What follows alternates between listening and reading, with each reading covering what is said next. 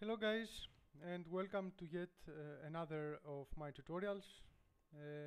Today what we are going to do is something simpler than the last time. Okay, uh, previously we had created the inventory system, and for that reason I had created a series of tutorials. They were 9 tutorials. This tutorial was consisted of 9 videos, and it was a long and tiresome tutorial. So for now we are going to create something simpler, and what we are going to do today is we are going to create a script that allows us to rotate the camera around an object. Okay, so as I rotate here in the 3D view, imagine now that I'm rotating around the 3D cursor, imagine that we are going to create the same effect. And to be more exact, I have created a blend file just to show you what we're going to do today. Okay, so we have here this simple scene. Okay, we have an object which is our central object. Let's say that he's the character of our game, and we have a camera that will be tracking that object, and it's going to rotate around the object, and at the same time it's going to face towards this object. And let's see what our script can do. Okay, first of all, notice that the camera is always facing at the central object, and furthermore we can zoom in and zoom out our view. The third function that this script performs is that if I press the right click, if I press and hold right click, and if I move my mouse cursor to the left or to the right, then it rotates. Okay, there are some bugs which we are going to fix later, but you see that the camera rotates around the object. And the third is that if I move the central object, the camera follows, okay, and it rotates around the object. So that's what we are going to do today, and let's get started. And let's start with a blend fire. Okay, and let's try to reproduce the scene you had seen. Okay, add the plane, scale it a bit, add the cube, and create something simple. We don't need something complicated. Alright, and that would be our hero here. Okay, let's name it hero.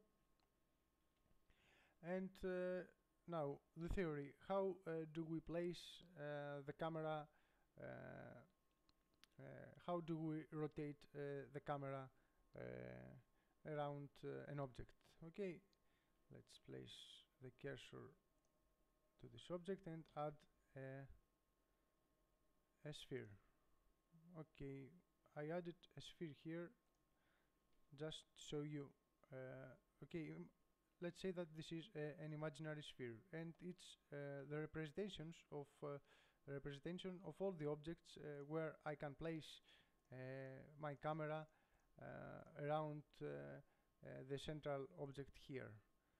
So what I need to do is to specify a point coordinate on the surface of this sphere. And in order to specify a point, let's say that I want to place my camera here, we need to know 3 things. First of all, we need to know the radius of the sphere, and furthermore we need to know 2 angles. Okay, notice that this sphere consists of semicircles.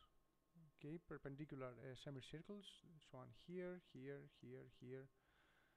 And the first thing I need to specify is which of these perpendicular semicircles I'm going to use as a starting point, and how can I specify which semicircle. Okay, notice this, the meridian here, the middle circle. Notice that it has some points, and these points are common with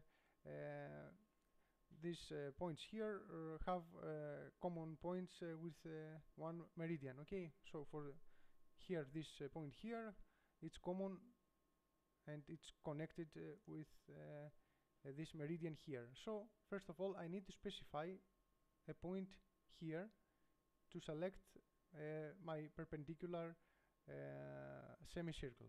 So let's say that this one is the first semicircle. If I wanted to select this one here, then I needed to specify an angle, and that angle that would be okay, this angle here. So if I have here this as my first if I have this here as a first semicircle, then if I specify this angle here, let's name it A1. Okay, if I specify this angle, I can somehow point to this semicircle. Okay, now that I have specified that I want to use this semicircle, what I need to do is to specify where on this semicircle I want my camera to be placed. And how can I do this? I can do this by specifying another angle, and this is the angle that here, this horizontal line that connects this point with the center of the circle, and then let's say we want to use this. So what I'm going to do is I'm going to need to specify this angle here, this perpendicular angle. Let's say it's the A2 angle. So if I know the radius of the circle, okay, this is the radius of the circle. If I know the horizontal angle here and the vertical angle here, okay, that angle could be a negative angle. Okay, if I know these angles, then I can specify a point on the surface of the sphere and place my camera. Okay, but remember we had told that this sphere is an imaginary sphere. We won't have a sphere in our game, and of course the points that we can select, they are not just only these points here. There are innumerable points on the surface of a sphere where we can place our camera, and the rationale which we'll use today is that we are going to specify a point on an imaginary sphere, and we're going to place the camera in that point, and that's the way we're going to use to rotate the camera around an object, placing the camera on an imaginary sphere's surface. So having this in mind, first of all, let me delete these lines here and delete this one as well. Okay, first of all, let's see all the functions that must be executed with our script today. First of all, we want the camera to be looking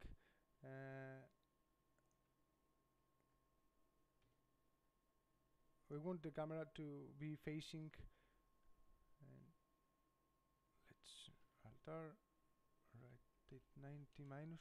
We want the camera to be facing always at this object, and let's change the orientation to local and to explain you something. Okay, so what we want to do is to align the camera to our object, to our central object.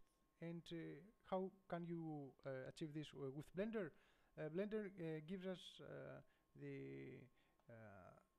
an option to align an axis, align the positive direction of an axis of an object to a given vector. And the thing here is that you can see that if we wanted to align an axis to our object, that would be this axis here, the blue axis, which corresponds to the z-axis of our camera. And in that case, that the final result would be something like that, okay, and like that. So you see that now, okay, and of course that we are going to achieve by writing code, not manually, but I wanted to show you what the problem would be here. The problem is that here I have the z local axis of my camera facing toward the object, but the problem is that while the axis is facing toward the object, the actual camera is facing on the opposite direction. Okay, you can clearly see that the camera is facing outwards and not inwards. So if I use the local z-axis of the camera, I'm not going to achieve the effect I want, because there is no axis facing towards the camera, towards where the camera is facing. So I'm going to need to add another object here, an object that will help me align the camera. And let's return a camera to its initial state. Okay, so I'm going to press Shift S and cursor to select it to place the 3D cursor on my camera. Okay, notice that I have the camera selected, so that's where the 3D cursor went, and I'm going to add an empty. Okay, now notice here now that the empty and this green axis, which is its y-axis, notice that I could use the empty's y-axis and align this axis to the object. And how am I going to force the camera follow and align with this axis? Very simple. I'm going to select the camera and select the empty and press Ctrl P and parent the camera to the empty. Okay, now notice that if I rotate the empty, alright, now here we are, we have the y-axis of the empty facing the object, and of course we have the camera facing at the same time towards the object. So what we're going to use as parent object for aligning and placing the camera, it's not going to be the camera itself, but the empty here, this empty here. And let's start writing some code. And first of all, let's create a script that will be our main script. And having selected the empty, because we said that the empty will be the source that will control our script, I'm adding an always sensor with positive triggering mode activated, and add a Python controller and select the main text and join this here. So let's write the intro of our script from bg import logic. Let's assign our controller logic get current controller, and the object will be own controller owner. Okay, and let's get the current scene logic get current scene, and let's assign a variable for the objects of the scene. It's scene objects. Okay, this is contains the array of all the objects in the scene. And what we need to do is we want to align the y-axis of the empty, and change this to local. Okay, we want to align the y-axis of the empty, and let's rotate it to be in a random position and rotation. Okay, we want to align this axis to the object. Okay, how we can do this with Blender is that Blender has a function that allows us to align an axis x, y, or z of an object to a vector, to a given vector. And in our case, this vector is going to be the vector that connects the empty to the central object. Okay, it's going to be, let's see, okay, a vector of that kind. Okay, a vector that connects, that shows towards this object. And first of all, we need to specify this vector. So let's create another variable, vect2 variable, which is going to be own dot get vect2. And let's specify that our hero is going to be the object named hero. Okay, simply here now with this we create, we store here in an array some information which has to do with the vector that connects the empty with the central object. And this vect2 variable is an array, and it contains three things. Three elements. The first element is the distance between these two objects, the empty and the central object. And the second is the global vector that connects, that shows towards the central object. And the third is the local vector that shows that connects the empty object with the central object. And from these three elements, what we need is the global vector of this array. And let's go to here in the internet, and here in the tutorials for blender3d.com site, which has it's a good reference for all functions and classes and modules for the Blender game engine. And let's see that what getAxisVect result syntax and result is. Okay, getAxisVect gets and world vector, or I think you can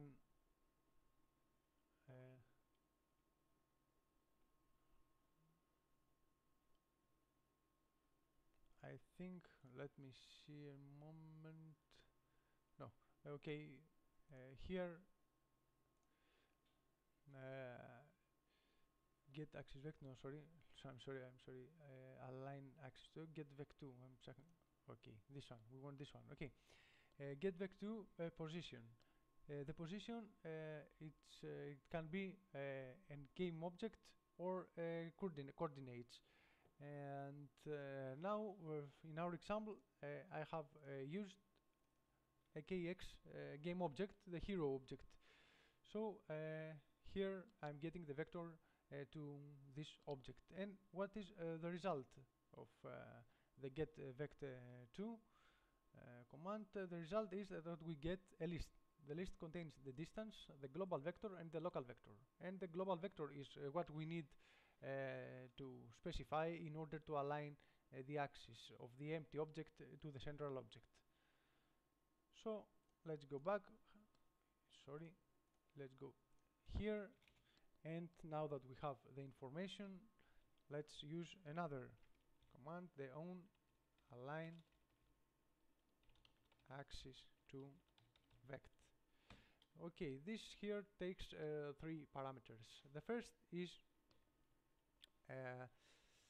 the vector we want in which we want our axis to be aligned to. So that vector is the vect2 1. Okay, remember that this one is an array, and the first element of this array gives us the global vector. The second is the axis we want to align to this vector here. And there are three codes, three numbers that represent the three axes. 0 is for the x-axis, 1 is for the y-axis, and 2 is for the z-axis. So here in this case I'm going to use 1, which represents the y-axis, and the third parameter is the speed we want this change to take place. Okay, and this is a factor that takes values from 0 to 1. 0 means that the change won't happen, that the axis won't be aligned, and 1 means that the axis will be aligned immediately. And all the values in the middle, they affect the speed with which this change will happen. So if I use 0.5, we will see that it's going to take some time to make the empty align to the object, to the vector. So let's see here now if it works as expected. Okay, you see that this is our initial alignment. This is the initial view, and if I press P, you see that the camera is now facing the object. Yet the problem is that the camera is tilting. It is not horizontal, and we need to fix this somehow. And before applying this line here, first of all we must make our empty standing upright before rotating. And how do we do this?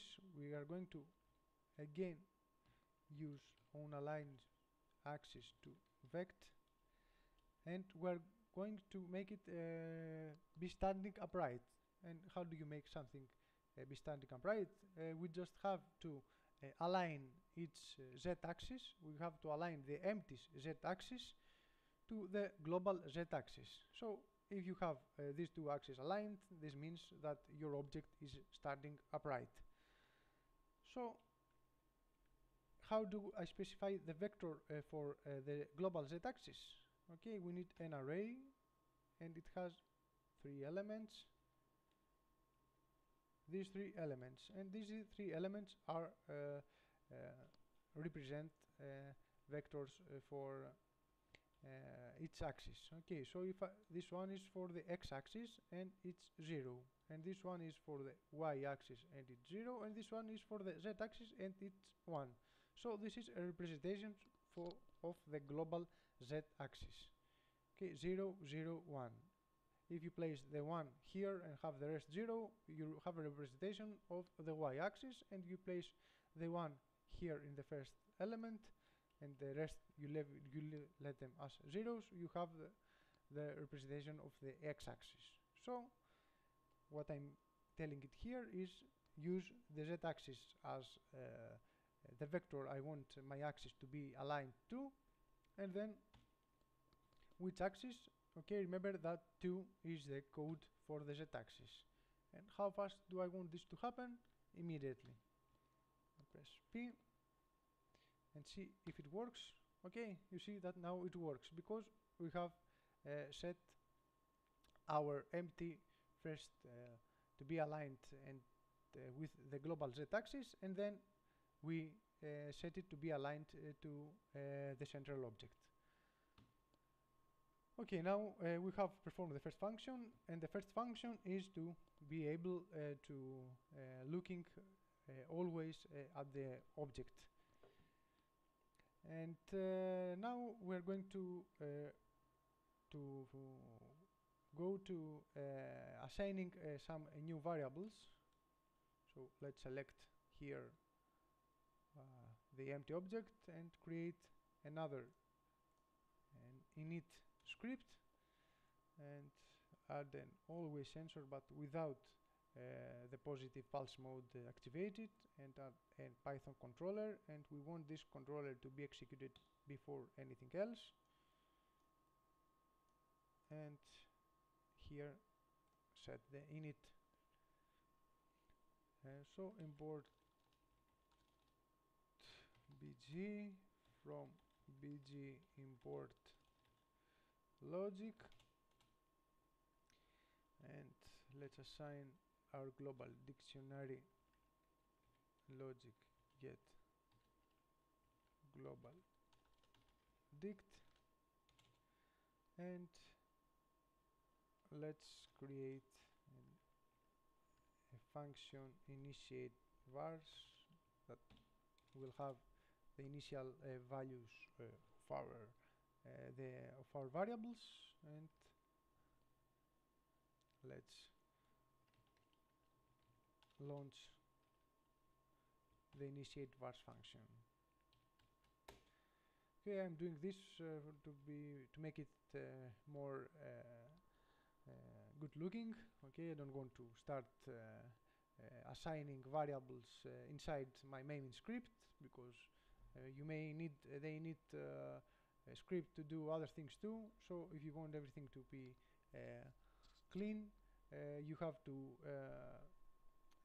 perform the various functions by calling the corresponding function. So let's start assigning the initial values of the variables we are going to use in our script. And first of all, what we need to know, we said that it's a gd radius key equals to 10. And notice that I'm not using variables, but I'm using keys for my global dictionary. And I'm doing this for two reasons. The first reason is that the global dictionary contains keys that can be used throughout all my scripts. So they are global variables which I can use in every script. And the second is that if you had watched the 9th part of my tutorial on the inventory system for the Blender game engine, you would have learned that we can store the global dictionary, we can easily store the global dictionary in our hard disk, and thus creating and save and load system. So we have two advantages, global variables and the ability to save the progress of our game in the hard disk. So that's why I'm using keys in the global dictionary and not variables. Okay, so the first key is the one that is going to give us the radius of our imaginary sphere. And remember that we had two angles, A1 and A2, and these are the horizontal and perpendicular angle. And okay, and let's import the math module and set this to math multiplied by pi divided by 3. And these are the initial values for the angles, and we are going to see later why I have selected these values here, and specifically this value here. And one more key I'm going to create is the mouse pivot, which is going logic mouse position, which is going to help me perform the rotating function, and we are going to see its usefulness later. And furthermore, what I need this script to do is I need it to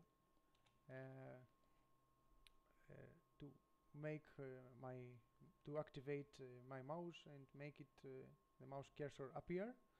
So rasterizer show mouse 1. So let's press P, sorry, and press P, and where is the mouse? Let's save our file and check the console. The thing is global dict. Okay, now we have our mouse activated. Okay, I made a correction here. I had written get global dict, while the correct is global dict.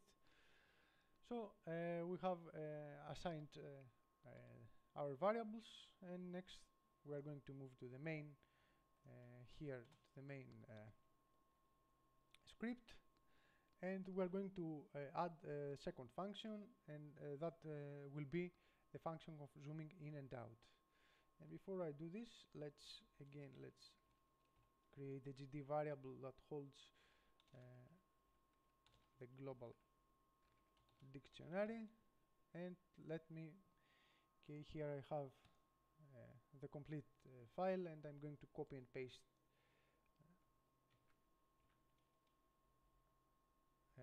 the code. Alright, let's see what this code does. First of all, it checks for an event, for a mouse event, and this event is coded as 193, and this corresponds to the wheel up event. So if you move your wheel up, it's going to detect it, and first of all it's going to detect whether the radius is greater than 5 units, because I don't want the radius to be greater or to be less than 5 units, because it's going to be very close to the central object.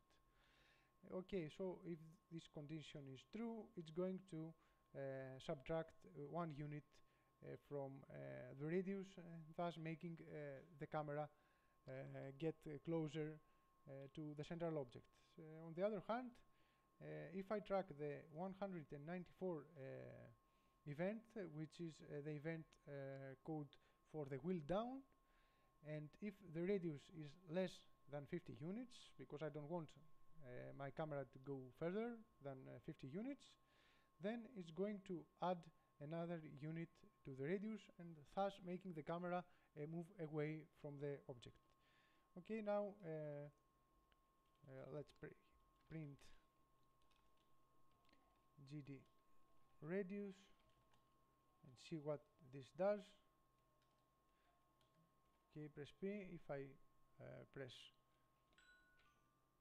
here this one and check the console, we are going to pi is not defined, and the problem is in the init here, and math, yes, here is a dot, and press P and check again. Logic is not defined in the main.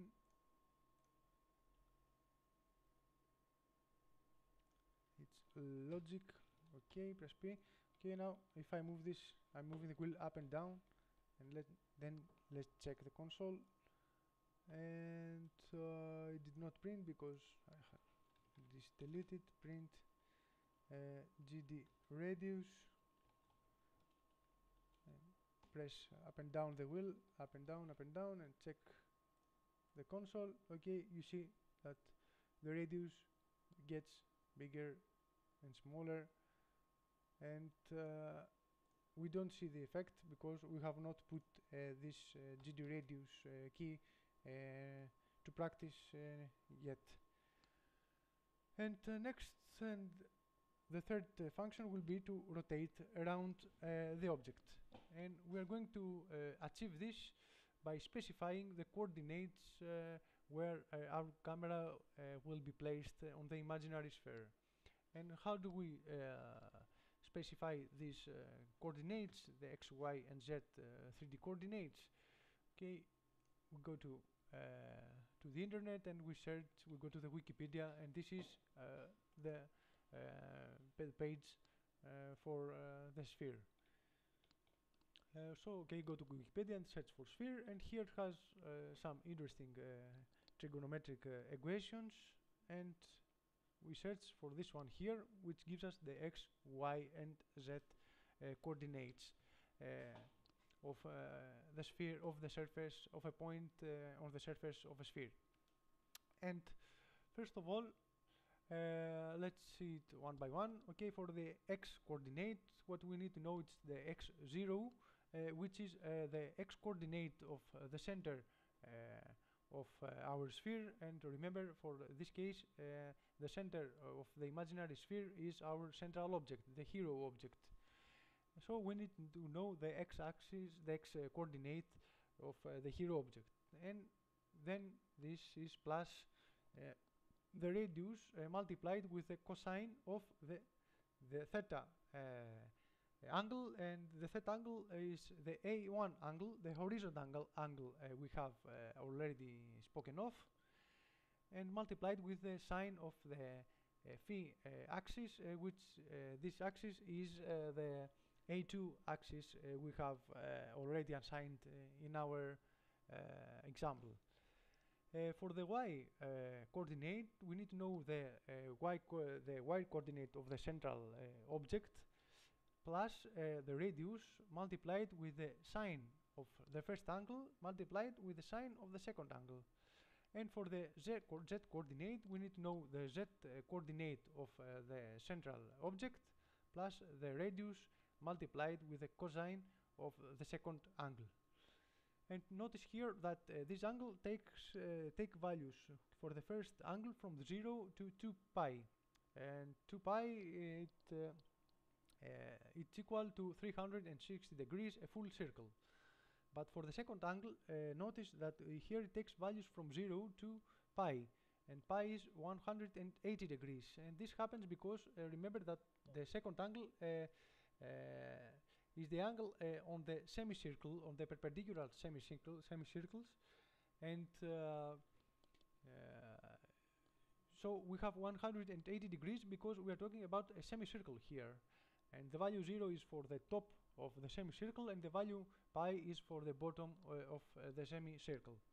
So having this in mind, let's see why we opted for the values for the initial, what we opted for the initial values for in our initial values here. And for the first angle we have opted for value 0. Okay, so this value is okay within the limits for the first angle. Okay, for the second angle, now that it has limits from 0 to pi, we have chosen the value wait a minute, where it is here. We have chosen the value math pi divided with 3, 1/3 of math pi. And why do we do this? Because we said that value 0 would place our camera on the top of a semicircle, so we would be looking the object from the top.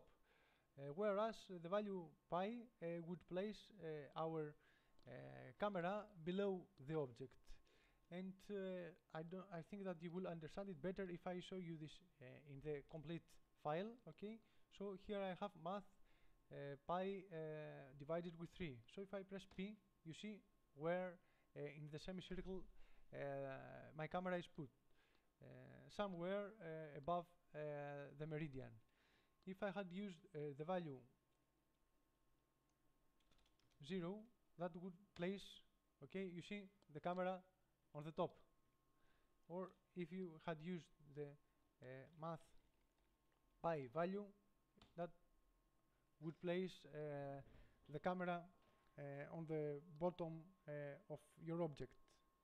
If I had used math the half of math pi, that would place the camera here in the meridian. So I wanted a little smaller value, and 1/3 of math pi to place the camera here as an initial value. So now you understand why we have opted for this value here, to place the camera just a bit higher than the object. And having done this, we return to our main here object, and we want to specify to our main script, and we want to specify the 3 coordinates x, y, and z. First of all, the x for the x coordinated, we are going to can cancel here this equation. Okay, for the x0, what we need to know is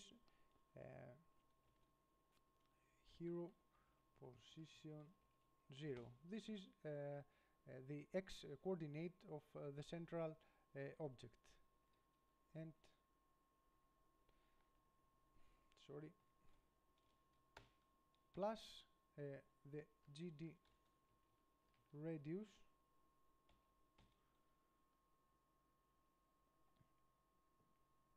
okay, plus the radius multiplied with the cosine of the first angle and multiplied with the sine of the second angle. And let me import the math module, and from math import the cosine and the sine.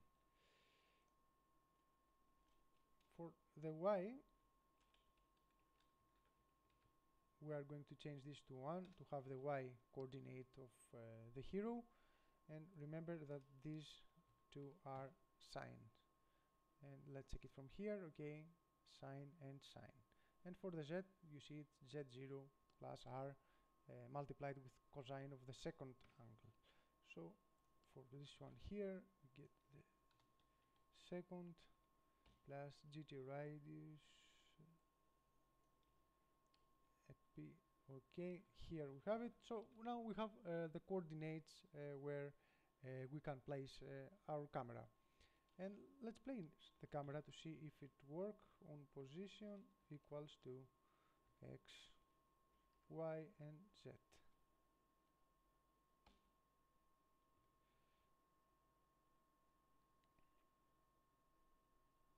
Okay, let me see if that way. Let's check. I have a mistake here, line 23.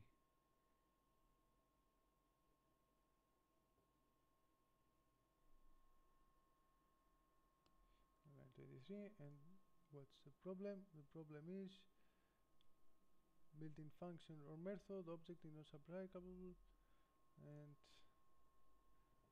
I cannot seem to understand. Yes, it's because of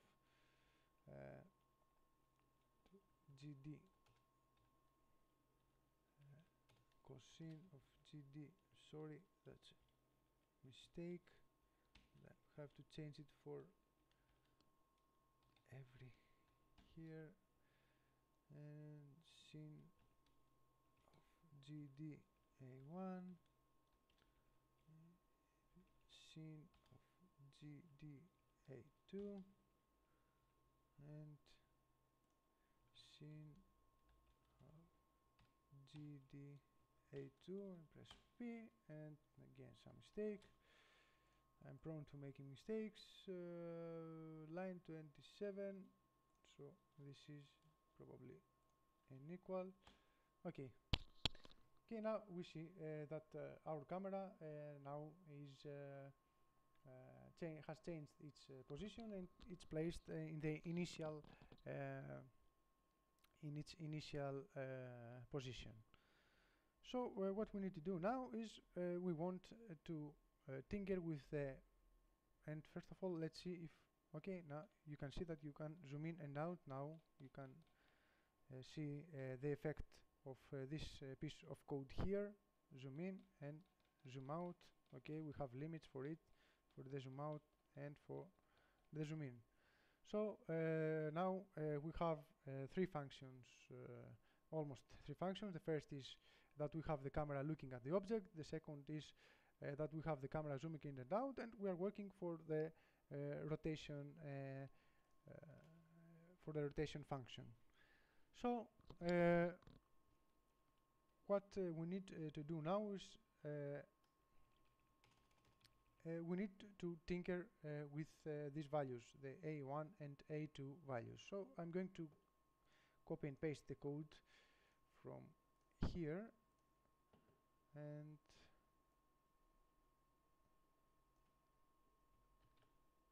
now it's all of this code here, and I'm going to paste it here. Oops, sorry.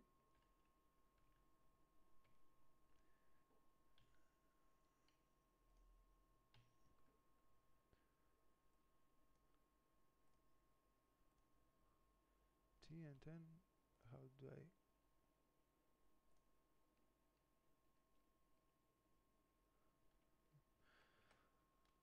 okay, let's see this code here. What does it do? First of all, this one is mouse pivot.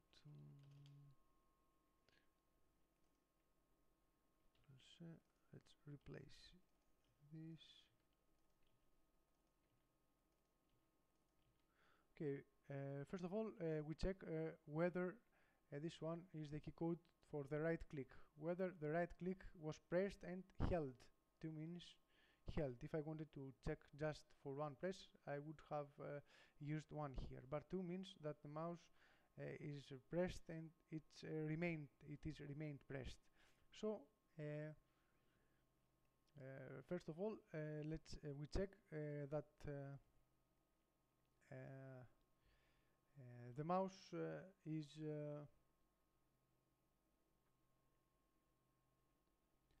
and so let me see, I'm seeing if I can make this even no okay okay, first we check whether the right click was pressed and held pressed, and then we check for horizontal movement.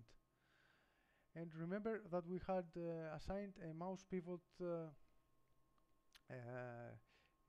key that held the position of the mouse. So here we check whether the new position of the mouse, the new X position of the mouse, is smaller than the X position of the old mouse position, which was assigned in the beginning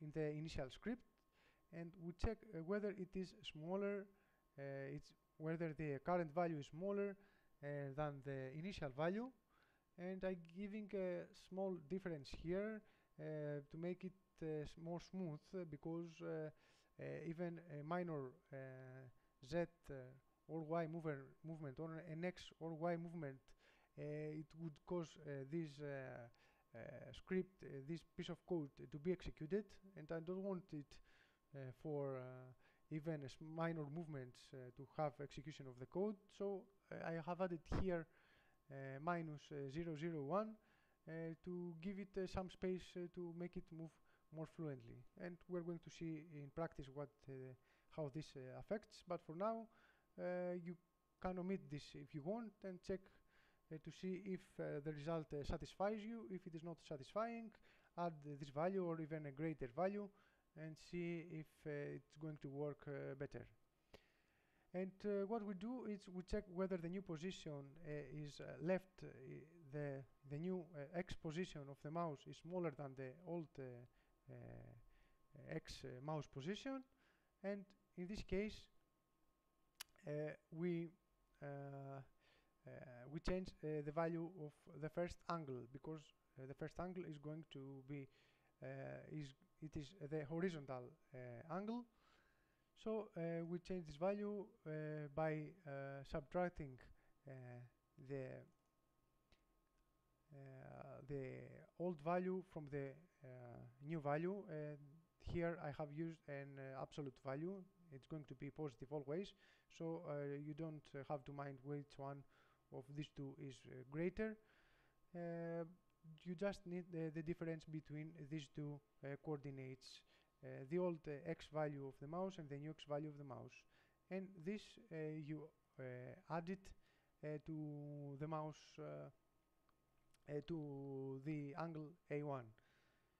So you change the value of the angle by moving left or right the mouse, and here is for the case where you move the mouse to the right along the x-axis to the right. Okay, in this case the new mouse X position is going to be greater than the old one, and here is again the 001 factor I'm adding to make it less sensitive to movement.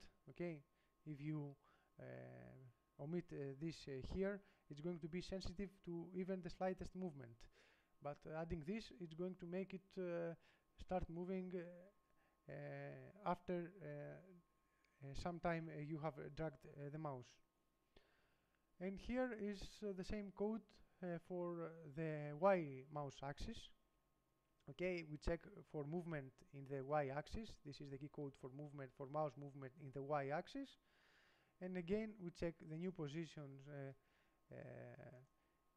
to the old position. And if the new position is greater, we use this difference of the old and the new mouse position to subtract or to add value in the second angle.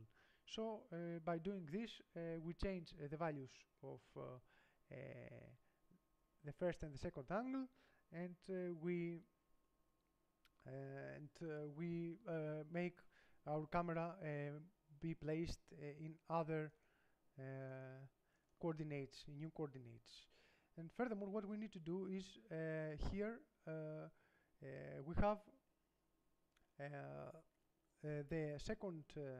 We want to somehow contain the second angle, and I'm giving it values from 1/6 of pi to pi to half pi, and I'm doing this because we don't want the camera to go lower from the object, and we don't want it to go on the top view.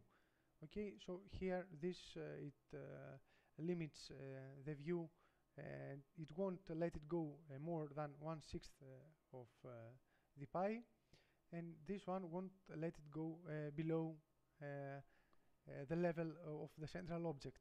And here let's import the pi 2. So let's check to see now if it works, but it is very you can see that it is not smooth, and it so we need to do something about it. And what I'm going to do is that, how can I get rid of this like that? What I'm going to do is I forgot to tell you that each time that I have this button pressed at the end of the iteration, I update the pivot, the mouse pivot position here, and now okay, now you can see it's more smooth movement, because the movement is more smooth because at the end of this here of this statement of this condition, I update the mouse pivot key, so after its movement, then where then the mouse pivot will be updated. So this by doing this, we make sure that here these differences will be small ones, and we are going to have a smoother movement. Okay, you notice that the movement is smoother, but yet it is not very smooth. And so in order to make it smooth, I'm going to use the lerp function, which it interpolates between two states of an object more smoothly. So let's go and again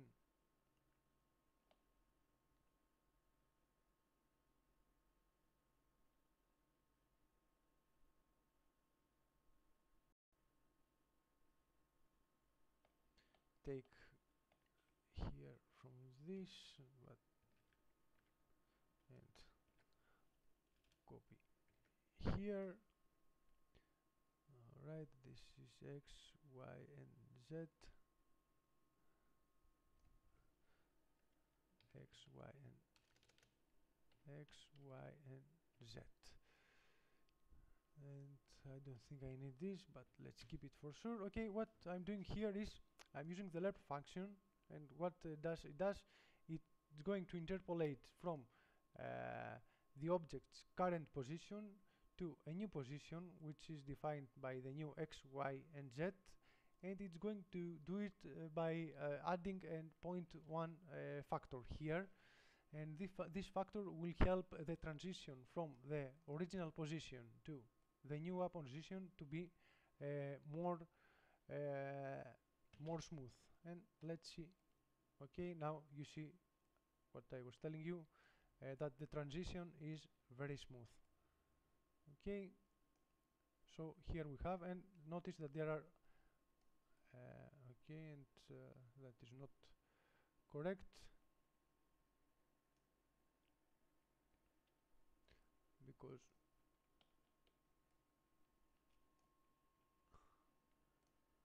what the problem is that somehow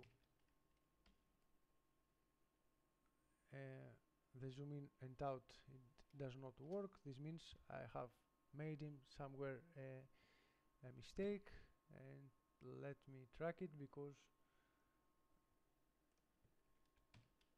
as it is, it does not work.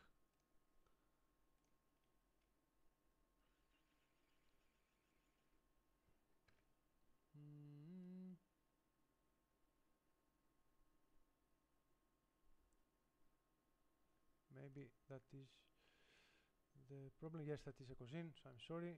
I'm very sorry. This one is a cosine, and let's play. And okay, now yes. Okay, you see now that there is a limitation to how low this can go, and a limitation to how high our camera can go. Okay, it's this limitation here. The sixth of pi is here, and the half of pi is here. So by doing this, we are avoiding values for the angle we do not wish. And okay, now we have the three functions complete, and let's see the last one, which it's already working, but we have to see it to put it to practice. And the last function is to check whether the camera follows the central object while it is moving. And you probably might have understood by now that since we use the hero positions coordinates for the coordinates of the camera, it is reasonable that if we change these coordinates here, then that will affect the coordinates of the camera. But let's see that in the practice. And let's add the keyboard sensor, press space, and add a end controller and a motion actuator. Okay, I'm doing this for the hero object, and let's move it along its y-axis by 0.20 and press P. Sorry, go to camera view and press P, and see that our camera follows the object, and it rotates around the object, and it zooms in and it zooms out, and at the same time the camera is always facing at the central object. So that is for now. Okay, okay, I understand that this script it's not perfect. You see that the movement it is not very smooth, and it needs a little bit tinkering, but that's what I wanted to show you, how to use trigonometry to make the camera rotate around a central object. And let's review the code we have written. Okay, we have two scripts. Both of the scripts are assigned to this object, and this object is the parent of the camera, and the empty object we use it in order to have an axis that faces that its positive direction can face the object. So with the camera we couldn't do this because there is no positive axis which that faces the same way with the camera, so we need another object. So we have two scripts, the main script and the init script attached to the empty object. The init object contains, the init script, I'm sorry, contains the following functions. First of all, it makes the mouse appear by importing the rasterizer and showing the mouse, and the second, it initiates some keys in our global dictionary, the radius key, which contains the initial value for the radius of the imaginary sphere, and the first angle and the second angle, and these are the initial values, 0 for the first angle and 1/3 of pi for the second angle. And furthermore, we we store here in a key the coordinates, the 2D coordinates of our mouse cursor. And then we have a main script here which is executed in each game cycle.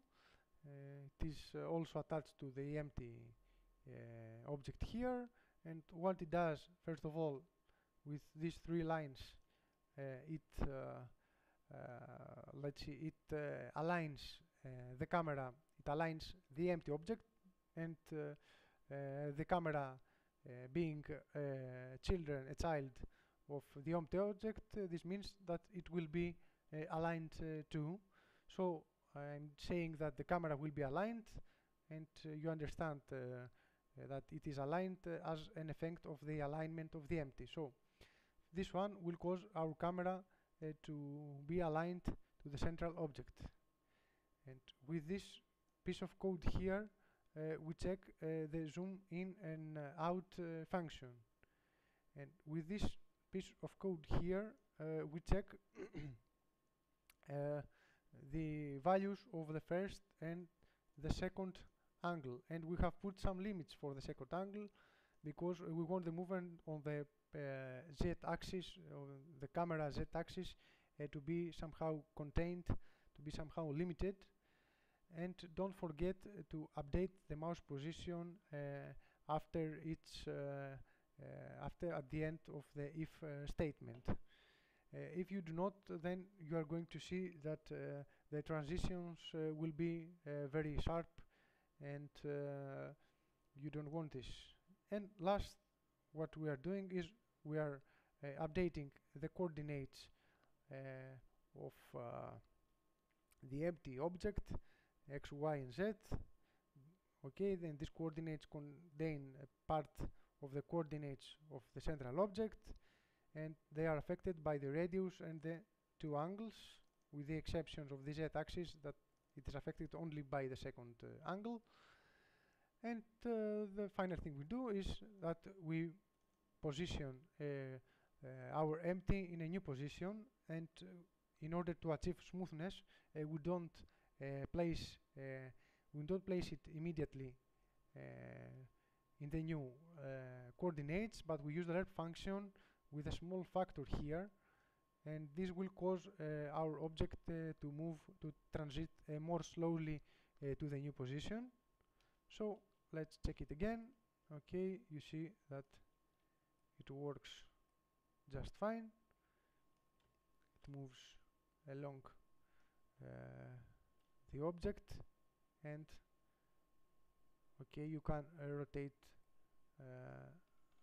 however you want. Okay, if you do it a little bit more, we have some issues with sudden movements like that, but I'm sure with a little bit tinkering you can fix these two.